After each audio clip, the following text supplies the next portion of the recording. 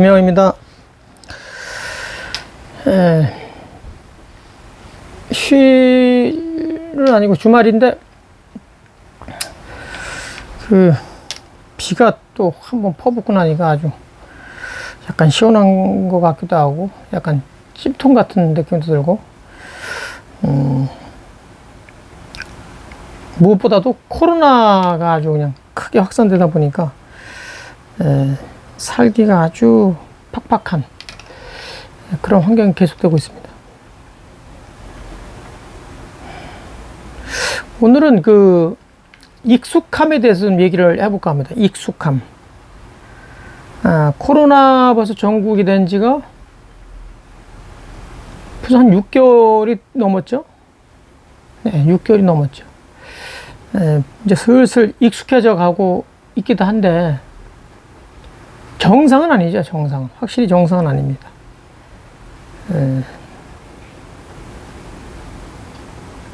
익숙함. 우리가 왜, 어떤 공부를 하거나, 어떤 수련을 하거나 그러면, 이, 도에 대해서 얘기하거든요. 도사가 된다. 어떤 도가 트다. 그 도라는 게, 잘 보면, 그게 익숙함하고 아주 관계가 깊죠. 익숙함. 이 도 같으다. 아주 사람이 도의 수준이 높다, 낮다, 이런 것들은 사실은 우리가 왜 그것이 뭡니까, 달인들 있잖아요. 달인들은 거기에 굉장히 거기에 이제 심취해가지고 익숙함의 결과죠. 어떻게 보면 익숙함의 결과. 익숙함이 조금 남다르다 그러면 이제 도가 트다. 아주 상당한 수준의 도가 생겼다. 뭐 이렇게 얘기들을 하지 않습니까? 일상생활에서 우리가 어디를 간다. 어디를 갔다가 오다. 잠자는 것도 그렇고, 문화적인 거, 예술적인 거, 이런 것들도 살펴보면 다 수준이 있죠. 어느 정도 익숙함이 돼 있느냐에 따라서 이제 수준이 높고 낮음을 우리가 논하고 있는데, 직업적으로 보면 경찰이라든가 검찰은 이게 이 수사를 전문으로 하는 곳 아닌가요? 수사를 전문으로 하는 곳? 이런 사람들은 남다른 안목이 있는 사람들이 있어요. 특히 그 안에서도 그런 사람들은 상당한 도를 빨리 이렇게 잡아내죠. 그러니까 바로바로 이제 성장을 하게 되고, 이 도라는 게 익숙함이지만 결국 그 속에서 더 웨이잖아요. 더 웨이. 어떤 방법을 가지고 빠르게 익숙해지느냐, 이걸 가지고 이제 상당히 우리가 그런 방법으로 어떻게 익숙하게 접근하느냐, 익숙함에 익숙해지느냐, 이런 걸 가지고 이제 높고 낮음을 따지게 되는데, 온갖 기술자들도 다 보면 그 일을 어떻게 빠르게 방법을 터득해서 그거를 조금 더 시간을 절약하고 그리고 효과 있게 일을 처리하느냐에 따라서 이제 높고 낮음이 이제 형성되죠.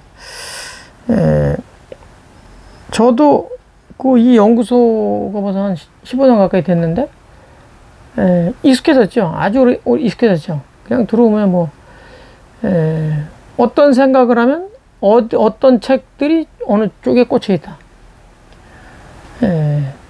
수많은 책들이 있음에도 불구하고 상대적으로 빨리 찾아내는, 아마도 제 연구소에 안 와본 사람한테 어떤 책을 한번 찾아보라고 얘기를 하면 아마 몇 시간 걸릴 수도 있어요. 저는 이 수많은 책들 속에서 어느 책이 어느 방면에 있는지를 너무나 익숙해져서 빨리 찾죠. 우리가 왜 자주 이용하는 집, 식당, 그런 또 자주 출입하는 방, 이런 데는 눈 감고도 갈 수 있죠. 거의 뭐 눈 감고 간다는 게 아니라 눈 감고도 갈 수 있을 만큼 익숙하다는 것이죠. 익숙함은 결국 그 도와 아주 그 관계가 높은데, 이게 정치하는 사람들도 이런 게 이런 어떤 그 삶의 그 양태가 이게 다르지 않다. 정치하는 사람도 그렇고 경제하는 사람들도 그렇고 항상 그 아주 수준 높은 정치를 하는 사람이 있는가 하면 아주 수준 낮은 정치를 하는 사람들이 있죠. 참 묘한 인데, 그 우리나라 사람이 아닌 외국 사람 하나 들어보면 히틀러라는 사람이 있죠. 어떤 참 이 연구 대상인데, 이 히틀러라는 사람이 혼인을 안 했잖아요.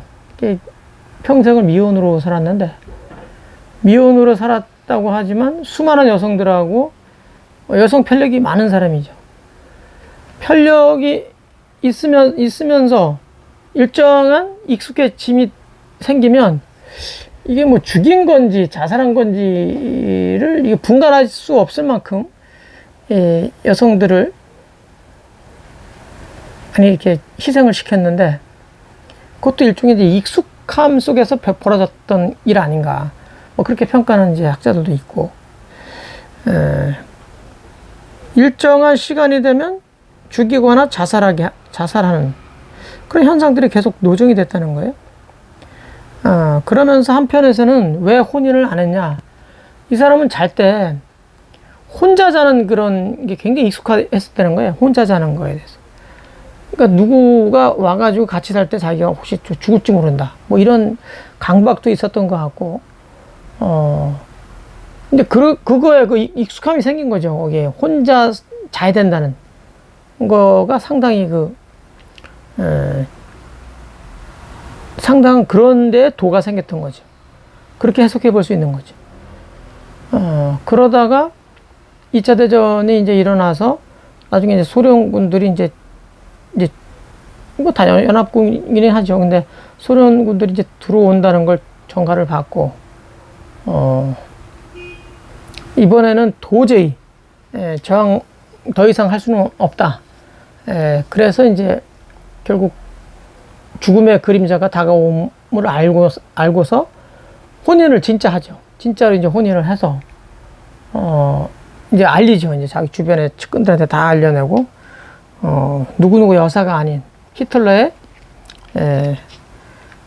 그 아내다, 히틀러의 배우자다, 이런 걸 이제 공표를 하죠. 그리고 이틀째 되는 날 지하 벙커에 가서 총으로 같이 이제 쏘죠. 같이 뭐 자살하는 거죠. 자살해서 죽는데, 이런 것도 하나의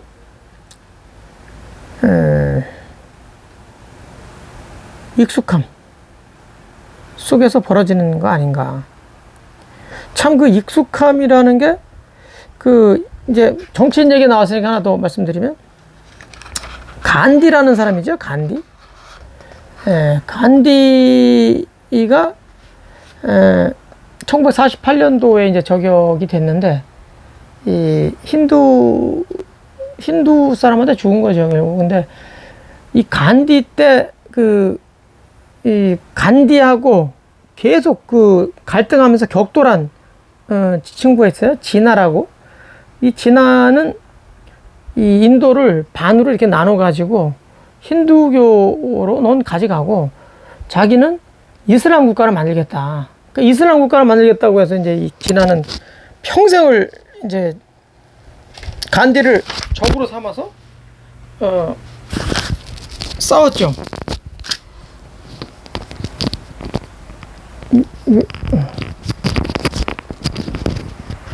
간디를 평생 적으로 삼아서 이제 싸웠는데 1948년도에 이제 암살이 되면서 그 꿈이 무너진 거예요.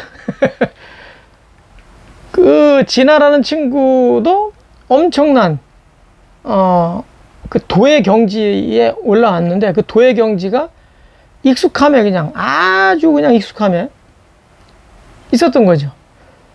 대상이 죽어버린 거예요. 저격돼서.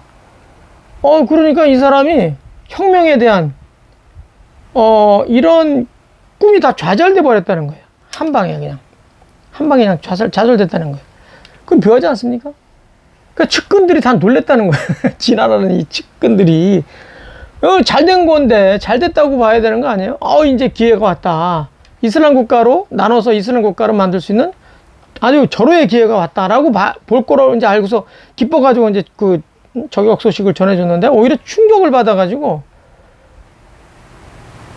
결국은 자기가 그 익숙함에 너무 있어가지고 그걸 몰랐다는 거예요. 나는 대상이 간디였구나.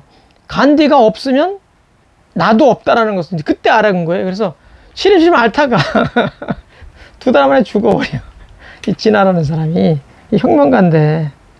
그러니까 익숙함이라는 게 이게 얼마나 무서운가.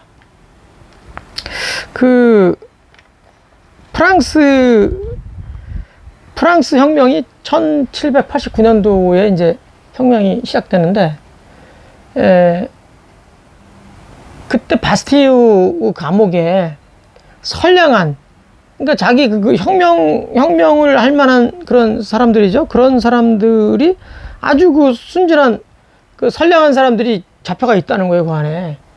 그래서 이제 그 사람들을 구출한다는 그 명분으로 사실은 이제 감옥을 다 때려 부시잖아요. 이제 파괴하면서부터 혁명이 시작되는 건데, 물론 이제 바스티유 감옥은 다 사라졌죠. 그 안에 있는 돌들을 그 감옥을 이제 지탱하고 있던 그 돌들을 다 파괴하고 그 돌들을 꺼내다가 콩코르드라고 하죠. 콩코르드라고 이제 우리 콩코르드 여행객도 있었잖아요. 그 콩코르드 다리를 만들죠. 만드는데 그 감옥 다 파괴할 때 그 돌 가지고 콩코르드 다리를 만들었다는 거 아니에요. 그러니까 그 구태, 구악이지. 구악들을 다 이렇게 밟으면서 우리가 살자. 그런 차원에서 다리를 만들어서 지금도 있는데, 그 감옥 말고, 그 감옥이 이제 파괴가 되니까 수많은 감옥들이 다 이제, 이게, 파괴되지 않겠어요? 그러니까, 근데, 그, 큰 흉악범들, 이제 사형 선고를 받고, 이제 지내는 거예요. 사형 선고를 받고 지내면서 죽이진 않았지만 막 40년도 살고 50년도 살고 이런 또 무기수도 있고 이런 사람들을 다 나가라. 너희들 나 이제 자유롭게 살아라. 사람들이 많이 나갔지만 그 진짜 오래된 수십 년씩 감옥에 있었던 친구들은 그 거부했던 친구들이 많다는 거예요. 거부했다는 거예요. 거부한 친구들이 많다는 거예요. 죄수들이. 왜 거부했냐? 자기는 그게 너무 좋다. 익숙하다. 때 되면 밥 주고, 노동을 안 해도 되고, 추위도, 더위도 그렇게 크게 영향을 안 받았더라. 자기는 그렇게 사는 게 좋더라. 그래서 안 나가겠다고 이제 거기서 오히려 거부를 하죠. 근데 그때 좌파죠? 좌파 쪽 애들이잖아요. 뭡니까? 물론 이제 좌파 우파가 이제 나중에 이제 의회가 형성이 되고 공화정이 만들어지면서 이제 의회가 형성되고 우파들이 이제 지롱도파가 생기고 좌파 뭡니까? 생각이 안 나네. 그 친구를 해서 어떤 유시로 해가지고 좌파가 형성되는데 좌측에 앉았으니까 좌파지 다. 근데 혁명했던 친구들은 어쨌든 관찰을 해야 되잖아요. 그래서 다 막 내쫓아버려. 웬만한 감옥에 있던 그 죄수들을 다 내쫓아버려요. 놀라운 것은, 바깥에 가서 살 수가 없다. 너무나 이건 무서운 세상이다. 수십 년 동안 자기는 감옥에서 살았기 때문에 너무너무 익숙해서 그 감옥에서 사는 도가 아주 출중한 도가 된 거예요. 그러니까 일주일 정도 됐는데 다 감옥으로 돌아왔다는 거 아니에요. 그 익숙함에 아주, 익숙함의 경지를 이렇게 이미 이제 도의 경지지. 교도소의, 죄수로서의 그 경지. 이 자기들은 이 쇠고랑을 차고 있어야, 쇠고랑을 차고 있어야 편하게 잠이 온다. 늘 익숙해져 가지고 거기서 그렇게 수십 년을 살아보니까 이거